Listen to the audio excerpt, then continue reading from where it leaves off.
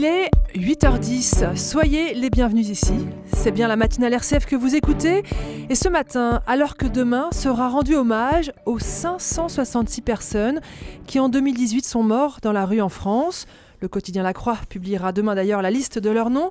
Notre grande invitée est une femme de 46 ans qui pendant 20 ans a connu les galères de la rue, la pauvreté, l'exclusion et surtout l'absence de lieu à soi pour se poser, dormir, reprendre son souffle et vivre tout simplement.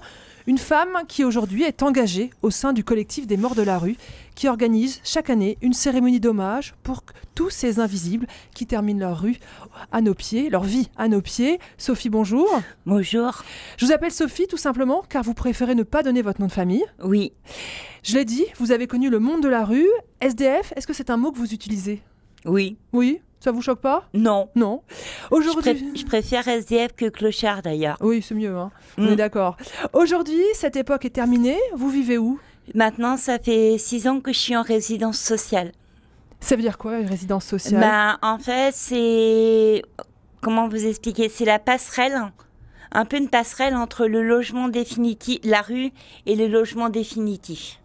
Et donc, vous avez une chambre à vous? J'ai ma chambre. Une salle de bain? Une salle de bain avec mon coin cuisine, mes clés. Oui. C'est important d'avoir ces clés? Ah ouais. Surtout quand on a été 20 ans à la rue sans avoir de clés, sans avoir vraiment d'endroit où dormir où on pouvait. Donc ça n'a pas tous les jours été facile. Mais le plus important, c'est de savoir que la galère, c'est... Comment dire? J'arrive pas à le dire. C'est pas définitif? C'est pas définitif. On peut s'en sortir. On peut s'en sortir, voilà. Avant de parler comment on s'en sort, je voudrais que vous nous racontiez comment on tombe dans la galère. Comment un jour on se retrouve à ne plus avoir de lieu à soi pour dormir? En fait, moi je vais parler de moi. Oui. Moi, en fait, je me suis retrouvée dehors, j'avais 21 ans. J'ai grandi à la campagne, mais je suis revenue sur Paris pour retrouver ma famille. Ça s'est mal passé. Au bout de 9 mois, ma mère m'a mis dehors. Je me suis retrouvée au 115 à 24 décembre. Donc, ça a été très, très difficile. Au début, je connaissais personne, donc ça a été compliqué. Et petit à petit, j'ai fait des connaissances, j'ai créé des liens. Et c'était un peu plus vivable. Comment on vit quand on n'a pas de maison? À quoi on occupe ses journées? Moi, personnellement, je faisais la manche pour manger. Même si sur Paris, on meurt pas de faim. Parce qu'il ne faut pas dire que sur Paris, on meurt de faim, ça c'est faux. Il y a tout ce qu'il faut pour manger. Même quand on fait la manche, les gens, des fois, au lieu de donner de l'argent, ils donnent à manger. Donc ça, faut arrêter de dire ça parce que c'est totalement faux. Il suffit juste d'avoir le courage de se bouger un petit peu et d'y aller. Alors si on meurt pas de faim, on meurt comment? Parce qu'on meurt dans la rue. On meurt d'un tout, madame. On meurt d'un tout. C'est l'ensemble? C'est l'ensemble. Le froid, la fatigue, la malnutrition, la maladie. On meurt de tout. Vous dites la fatigue. On est toujours fatigué quand on est dans la rue? Mais vous savez, madame, quand vous dormez sur un trottoir, vous croyez que le lendemain, vous allez être en forme? Et vous aviez réussi à avoir un petit lieu à vous, dans un coin de Paris ou... En fait, au début, moi, j'ai quand même eu relativement de la chance parce que à chaque fois, j'étais prise par le SAMU social. À chaque fois. Mais bon, ça arrivait aussi des soirs que je dormais dans les halls de bâtiments. C'est plus difficile quand on est une femme? Oui. Rendez-vous compte, en 97, j'étais déjà en galère, puisque j'étais en galère depuis 94. En comptant Montrouge, Sainte-Anne et Pereire, qui étaient des hébergements pour femmes, il n'y avait que 80 places. À l'époque, c'était aux Journées mondiales contre la misère. J'avais rencontré Madame Martine Aubry, qui à l'époque était ministre de la Solidarité. Je lui ai posé la question, comment ça se fait qu'il y a de moins en moins de structures et tant de gens dehors? Elle m'a textuellement répondu, je n'y peux rien. L'impuissance des politiques, vous n'y croyez pas? Non, non, j'y crois pas, parce qu'il y a des moyens, mais qui se les donnent. Et qu'ils arrêtent un peu de zéro SDF, non mais n'importe quoi. Il y en a... Là, le chiffre que vous voyez, là, 566, c'est le chiffre qu'on connaît. À savoir que ce chiffre est à multiplier par 5 ou par 6. 566 personnes qui sont mortes en 2018 dans la rue. Qu'on connaît. Il y en a beaucoup plus, en fait? Il y en a beaucoup plus. Il faut multiplier le chiffre par 5, voire par 6. Comment vous en êtes sorti, vous? Qu'est-ce qui vous a aidé à quitter la rue? Une assistante sociale qui était géniale. Vous êtes tombé sur la bonne personne? Ouais. C'est un coup de chance? Ouais. Vous avez un grand sourire quand vous nous dites ça. Ah ouais, parce que franchement, c'est quelqu'un qui a beaucoup fait pour moi. J'ai pas toujours été cool avec elle, mais bon, c'est vrai c'est elle qui m'a fait accepter pas mal de choses. C'est-à-dire, qu'est-ce que vous avez dû accepter? Ben, au début, parce que quand j'étais à la rue, j'ai été agressée. Pendant l'agression, j'ai perdu un œil. Donc, il a fallu me faire accepter de monter un dossier allocation adulte handicapé parce que je ne voulais pas en entendre parler. Vous ne vouliez pas reconnaître que vous aviez un handicap? Je ne voulais pas le reconnaître. Pour moi, j'étais comme tout le monde, je pouvais travailler comme tout le monde. Donc, c'est une des choses qu'elle a faites. On a fait pas mal de choses ensemble. On a fait des dossiers comme le DALO, tout ça, qui sert strictement à rien, on le sait bien, mais bon, on le fait quand même. Et tant d'autres démarches. Et ce qui serait bien aussi, c'est qu'ils donnent un peu plus de moyens aux travailleurs sociaux. Sophie, on parle beaucoup aujourd'hui des morts de la rue, puisque demain à Paris, il y aura un hommage qui leur sera rendu. Vous, quand vous étiez à la rue, vous avez eu peur de mourir? Ouais. Après l'agression, pendant l'agression, je vous dis franchement, j'ai eu peur de mourir. Et après, j'imagine que vous avez eu peur d'être agressée à nouveau? Ouais. Et vous avez perdu des amis quand vous étiez à la rue? Oui, beaucoup. On peut donner leurs prénoms?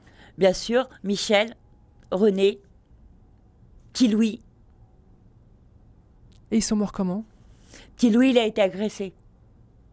Donc il a été assassiné? Il a été assassiné. Et les deux autres? Papy, il est mort de l'alcool.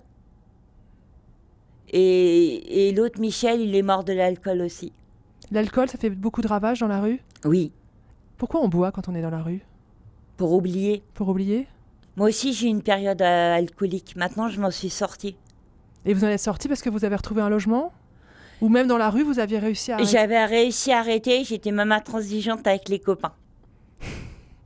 Vous faisiez un peu votre loi? Je faisais ma loi, voilà. Vous étiez chef de bande? Un petit peu. Mais on est obligé pour s'en sortir? Ben, quand on est une femme, on est obligé de se faire respecter dans la rue, sinon on se fait bouffer. Donc vous nous avez dit la santé qui tue dans la rue. Il y a la rue qui est violente, on l'a vu avec votre ami qui a été assassiné. Est-ce que l'indifférence, ça tue aussi? Vous savez, combien de fois ça m'est arrivé de faire la manche et d'entendre dire « t'as qu'à travailler, espèce de feignante ». Et vous n'aviez pas de travail quand vous étiez à la rue? J'ai travaillé tout en étant à la rue, mais ça a tenu 1 an. C'est possible quand même? Oui. Mais c'est très dur, j'imagine. Ah ben, c'est dur parce que moi, je commençais le matin à 8h30, je finissais à 13h30, donc ça va, j'avais mon après-midi, parce que je faisais un contrat emploi solidarité à l'époque, qui maintenant est remplacé par les services civiques. Et ce qui était difficile, c'était d'avoir le 115 le soir, quoi. Parce que vous n'étiez plus prioritaire, c'est ça? C'est pas que j'étais plus prioritaire, mais c'est qu'ils ont beaucoup d'appels. Ils ont énormément d'appels, ils sont surbookés, surchargés.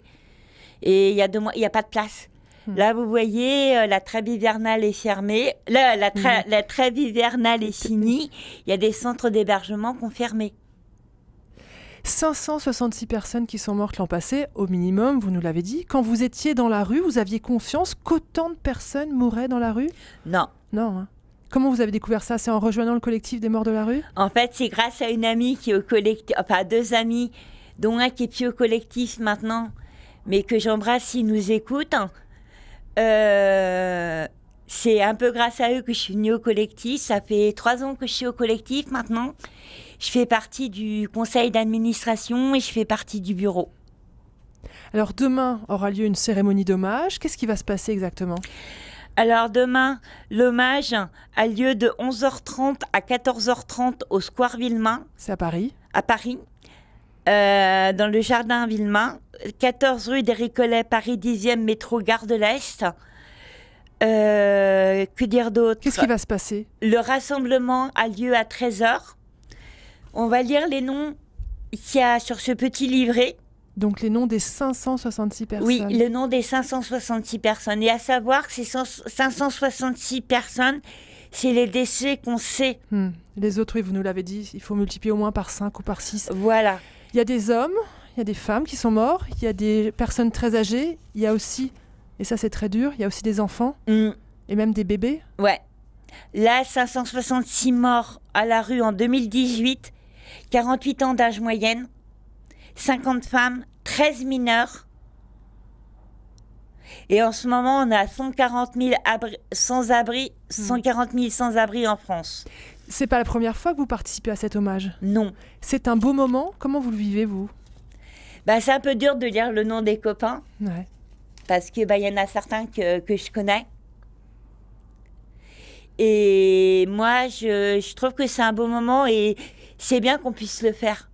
C'est bien qu'on puisse le faire. Ça sert à quoi? Bah, si ça pouvait faire bouger un peu l'État, ça serait bien. Prendre conscience que c'est grave ce qui se passe? Prendre conscience que c'est grave, ouais.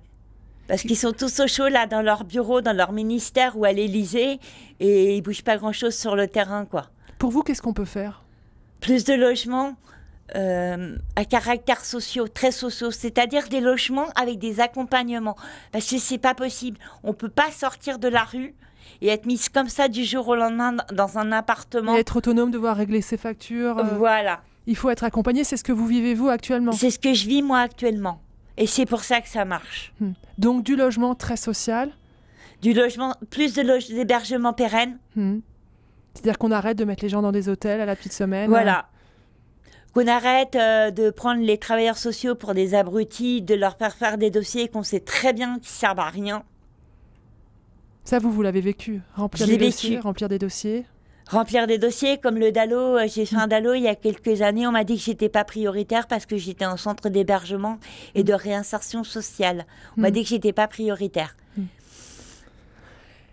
Donc, demain, il y a cet hommage. Il y a aussi une pétition. Oui. Alors, c'est quoi cette pétition? Alors, c'est pour ceux qui peuvent pas venir? C'est pour ceux qui peuvent pas venir. Alors, la pétition, elle est sur le site du... Nous, on mettra le lien sur le site internet de RCF. Donc, les gens pourraient aller la signer. Mais à quoi ça sert de signer cette pétition? C'est pour ceux qui peuvent pas venir, nous dire qu'ils nous soutiennent et qu'ils sont avec nous. Vous avez besoin du soutien de la population? Ouais, parce que là, il faut qu'on soit unis, là. C'est plus possible, ça peut plus continuer comme ça. Les gens dans la rue, ils sont comment? Ils sont gentils, c'est pas des ogres. Hein. Oui, mais c'est pas des gilets jaunes, on casse pas tout dans la rue. Et les gens qui passent à côté, les passants, les Français, comment ils sont avec vous? Je peux être franche? Allez-y. Un peu con. Un peu con? Ça veut dire quoi, ça? Ça veut dire que ça dépend. Ça dépend. Soit les gens... Mais bon, je peux comprendre aussi, on est beaucoup, il y a beaucoup de gens à la rue, on peut pas donner à tout le monde, je peux le comprendre. Mais des fois, il y a le regard. Et ça blesse? Ouais. Comment ça? Il est comment ce regard qui vous blesse? C'est comme si moi je vous dévisageais de la tête aux pieds, vous voyez. Qu'est-ce que vous avez envie de leur dire à tous ces Français qui passent, qui vous dévisagent ou qui peut-être vous regardent même pas, qui tournent la tête? J'existe. On existe. Et Sophie, je voudrais aussi que vous ayez un petit mot pour les gens qui nous écoutent, qui sont peut-être en train de glisser dans la rue, qui sont en situation de précarité, qui ont encore peut-être un petit chez soi, mais qui ont peut-être peur d'être expulsés. Quel conseil vous avez à leur donner? Battez-vous. Battez-vous? Mais encore, parfois c'est compliqué, vous en savez quelque chose. Faut pas abandonner, faut pas baisser les bras. Faut pas abandonner, faut surtout pas baisser les bras. Je vous sens très émue. Ouais. Pourquoi? C'est le fait de parler dans le micro? Non, ça vous impressionne pas? Non, un peu émue là. Parce que vous pensez? Je pense à tous ces gens qui sont dehors et pour qui on fait rien. Sophie, merci. On continue? Non, on coupe. On coupe. Sophie, merci d'avoir été notre grande invitée ce matin. Demain, on a compris, vous serez donc à Paris pour rendre hommage aux morts de la rue. 566 personnes, ça se passe dans le jardin Villemain, 10e arrondissement à Paris. Et surtout, on peut aller sur le site des morts de la rue. On peut signer la pétition pour dire qu'on est avec vous. Et puis demain, dans le quotidien La Croix, on pourra lire tous les noms de ces personnes. C'est 566 personnes qui sont mortes dans la rue. Merci beaucoup, Sophie. Est-ce qu'on peut vous souhaiter quelque chose? Bonne continuation. Alors, bonne continuation. Allez, Merci. très très belle journée à vous. Au revoir.